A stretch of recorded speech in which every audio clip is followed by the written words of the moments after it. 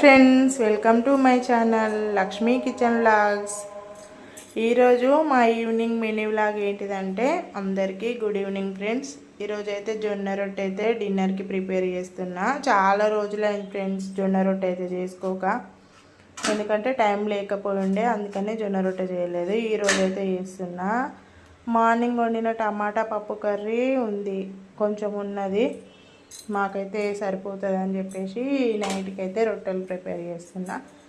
జొన్న రొట్టెలు అయితే హెల్త్కి చాలా మంచిది ఫ్రెండ్స్. చేసుకుంటే ఓపిక పెట్టుకొని చేసుకోవాలి, టైం అయితే పడుతుంది. ఈరోజు జొన్న రొట్టె చేయాలంటే చాలామందికి ఇష్టం ఉండదు, ఎందుకంటే చాలా టైం పడుతుందని.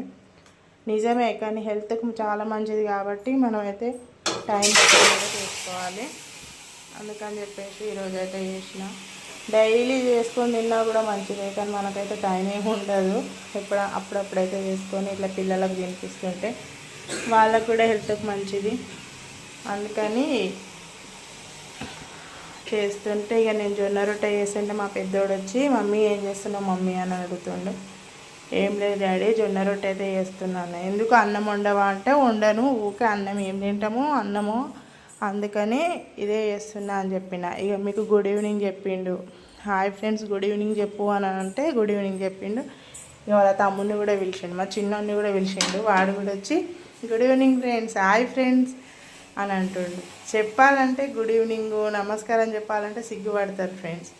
అప్పుడప్పుడు పిల్లలకు కూడా నేర్పిస్తూ ఉండాలి, ఇలాంటివి నమస్కారాలు చేయండి, హాయ్ ఫ్రెండ్ అని చెప్పండి అని అంటుంటే వాళ్ళకు కూడా అలవాటు అవుతుంది కదా.